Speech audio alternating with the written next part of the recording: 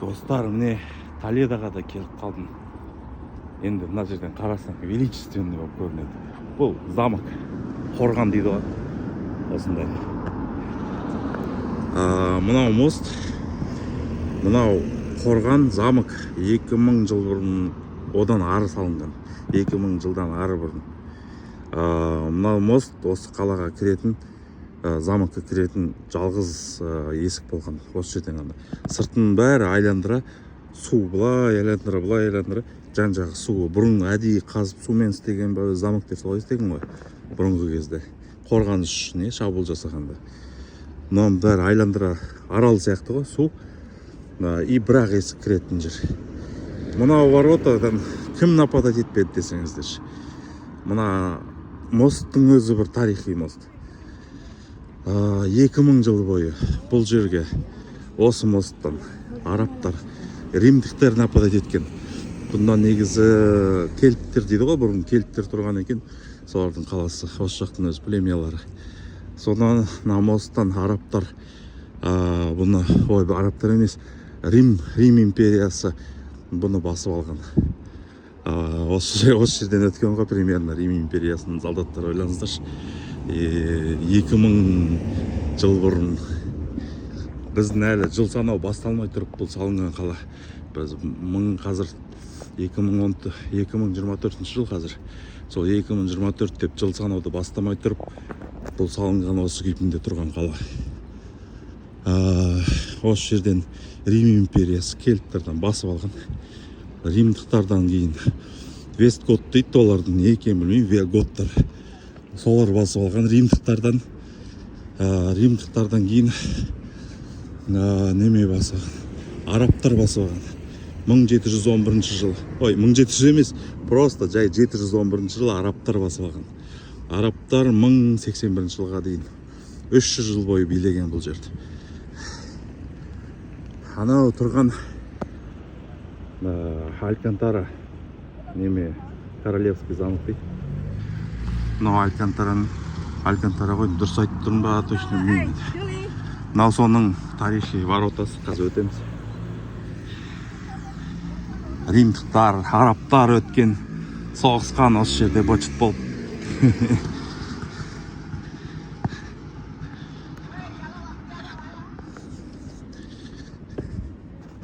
Дәл осыны көргім келді ғой. Қараңыздар. Мына мосттың салынған. Мынау Рим империясы салған. Сол кезде салынған ең биік мост болған. Ан жақта да бір замок тұр. Оның алдында. Ол не замок екен білмеймін, оны оқымадым, но биікте бір замок тұр тоже.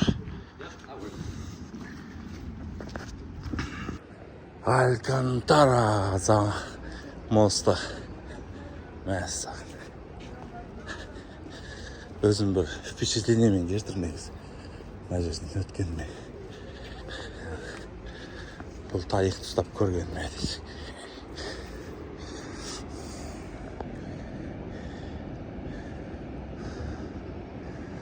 Кәдімгі қорғаныс қой. Замок. Қазір нөре жолдар жаңадан салып олар болмаған. Осы жалғыз қалаға кіретін жалғыз ход болған ғой, жалғыз есік, жалғыз ворота.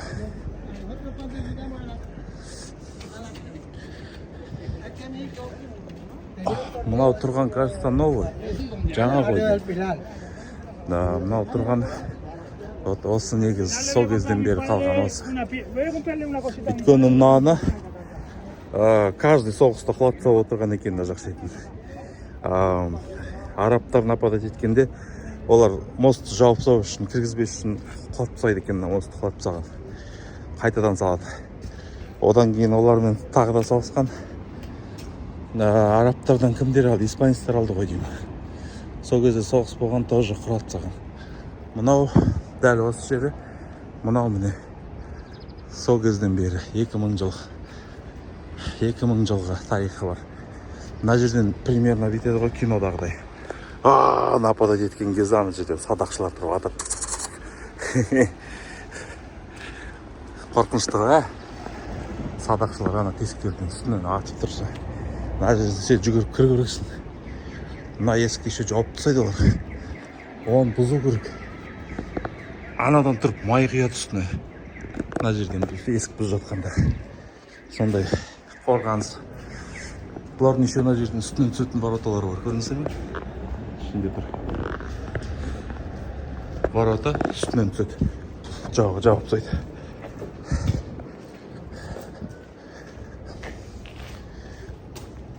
Бір ворота. Анау былай жабылады, мынау үстінен түсетін. Ол былай ашылмайды, оны тек бұзып қана кіруге болады. Мына тастармен сол кезден қалған тас бар, гранит сияқты. Кішкене мыналар бар, новый ғой. Так. Міне қалаға кіретін есік. Бұл мынау воротадан кіретін жер. Мынау қалаға кірер жер. Светофор қойды. Жаңағы мосттан өткеннен кейін надан өтетін есіктен. Тоже тарихи қалаға кіретін жер.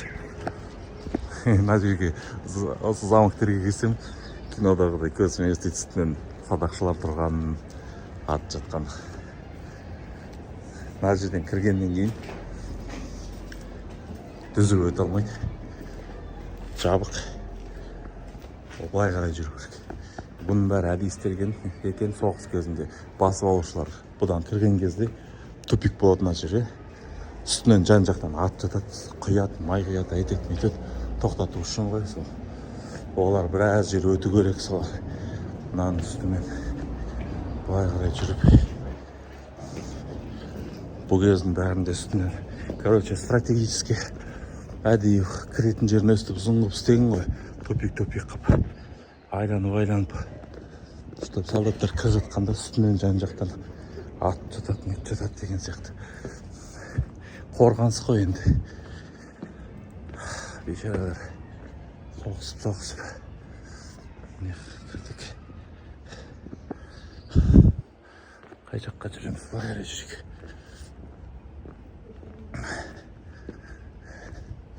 Енді биік тау сияқты жердің үстінде орналасқан. Жол қиындау. Кішкене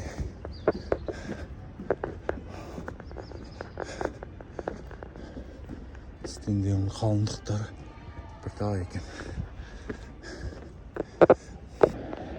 Қаланың қорғанысы міне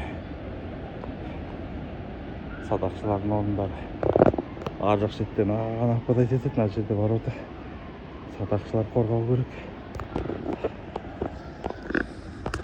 Осындай бір тарихи замокты көргім келген.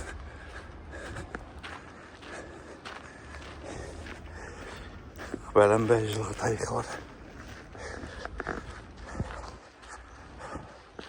Жолдың ар жағында тұрған замок неме замок екен, сонда маған қызық болып тұр негізі. Қазір интернеттен қара көрмесем. Қазір енді президентский дворецқа, королевский дворецқа барсымыз. Біз президент деп айтып үйреніп қалғанбыз ғой. Королевский собор, королевский дворец. Мына жақ көрініп тұр, реконструкция істелген. Мына жағын орта ғасырлы стильмен. Кстати, Дон Кихот пен Санчо екеуі осы Толедо жақта өмір сүрген. Дәл осы замокта емес, шетінде, Толедоның шетінде. Осы жақтан шыққан адамдар ғой. Рыцарский кітапты оқып.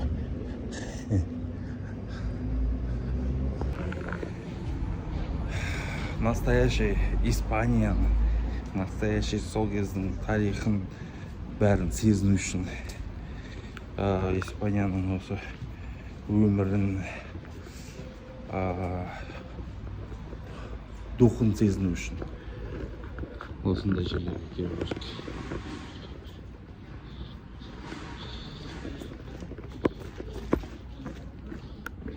Осындай улицалармен жүру керек десе 2000 жылғы тарихы бар. Замоктердің ішінде жүру керек. Арасында да сезінесің сол кезде.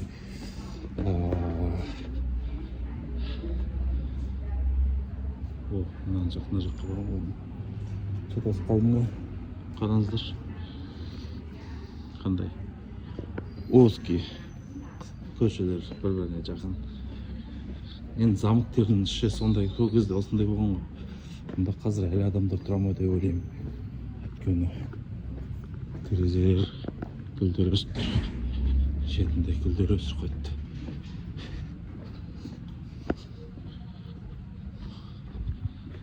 Настоящий орта ғасырдың духын сезім келіп жатырмын ше қазір.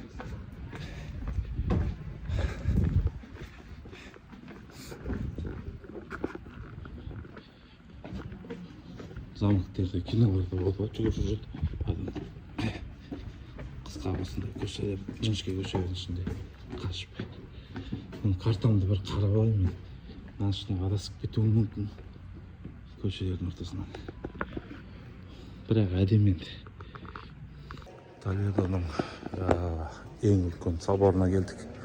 Бүкіл Испаниядағы ең үлкен собор дейді, екінші орында екен. 13 ғасырда салынған. 1300 жылдары ғой, 13 ғасырда салынған. Өте үлкен собор дейді, ішіне кірсең. Мына жерден көрінбейді, өйткені қысқа үйлердің жанында ығы-жығы үлкендігі көрінбейді қатты. Бұл жерде негіз мешіт болған екен, қызығы.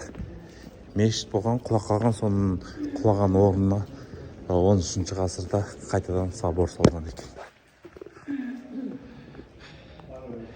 Мешіттен арабтар 700 жылдары салт еткен шығар. Вау! Огромный!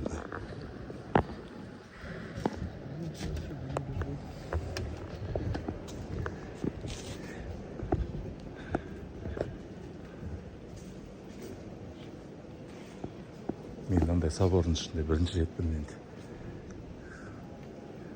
Ерте ғасыр, орта ғасырдағы соборлар. Стендерінің бәрінде мынандай суреттер.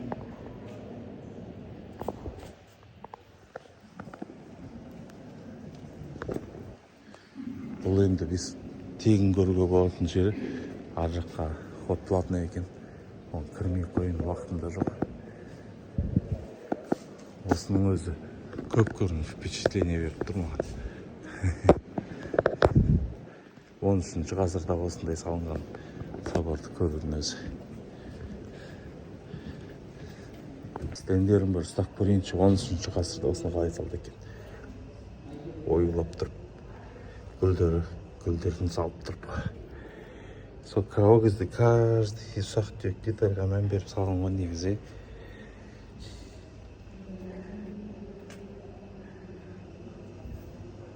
Өрі қара болып тұр, мынаны жаңартылған ғой деймін, негізін өрілдер сияқты.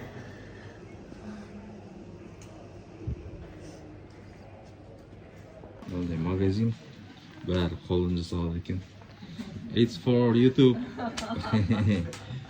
for Instagram. Қазір жазылып қолдан жасалып бірдеңелерін өзі бірдеңкелер потом аударып алып мамаға алдым. Мынандай әдемі сырғалар бар екен, әдемі немелер бар екен. Бәрі қолдан жасалады дейді, папасы жасайды екен. Мынандай инструменттермен жасаймыз дейді. Алтынның. Осындай алтын жіппен тоқиды екен. Мына жіп алтын қара.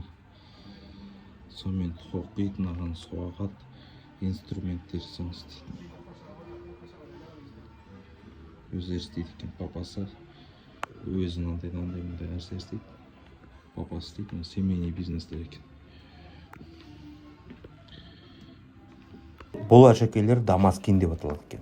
Дамаскин әдісі әлемдегі ең қиын зергерлік әшекейлер жасау әдістерінің бірі болып табылады. Археологтардың қазбаларынан табылған әлемдегі ең көне осы техникамен жасалған әшекейдің жасы 2000 жылдан асады екен. Қазіргі уақытта әлемнің екі-ақ жерінде жасалады. Жапонияда және Толедода. Okay, thank you. See you.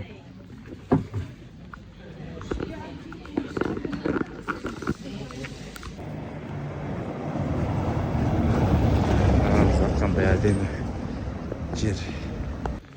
Мынандай орта ғасырлы жерде тастан жерлердің бәрі замоктың ішінде осындай қысқа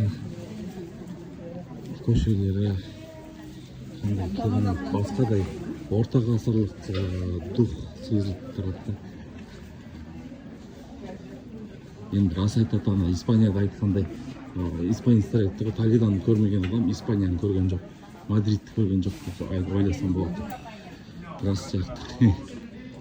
Кәдімгідей орта ғасырдың рухын сезініп қалады екенсің ол жерде. Впечатление күшті.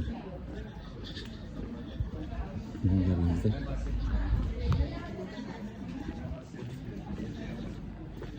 Бұл қаланы енді тарихта араб мекендеді.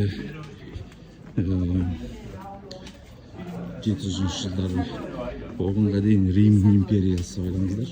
Рим солдаттары империясында тұрған адамдар осы көшеде жүрген деп көздерін бәрін көзіне, соның бәрін көзіне елестетсең.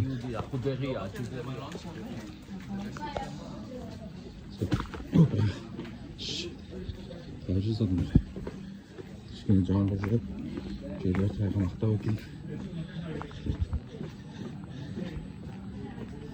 Әдемі.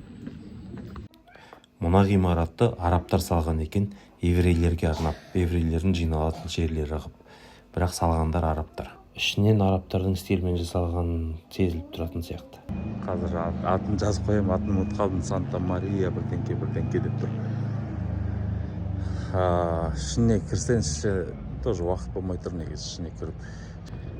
Кірсең кәдімгі анасы. Домалақ кеткен немелері бәрі мешіт қып, мешіттің немесімен салынған, дизайнымен салынған іші. Мен енді қазір кеттім автобус емес, жаяу вокзалға барам, ары қарай Мадридке, сонымен Барселонаға кетемін. Уақыт болып қалды әйтпесе. Мына жерде тоже бір әдемі здания тұр, білмей екен. Мына жерде өзі қай жерінде кетіп бара жатсаңда әдемі зданиялар алдынан шыға береді. Оны бірдеңге кетеді, сөйтіп өзі баратын жеріне біраз жер жүрсін. Қараңыздар, бұл стеналарына сол кездің орта ғасырдың стеналары шөбесі кеткен екен.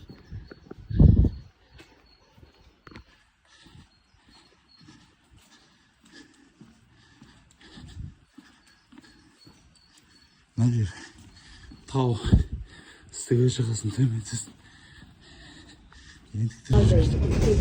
Толедо мен Мадридтің ортасындағы дала. Дон Кихот жүрген дала. Санчо Пенеке.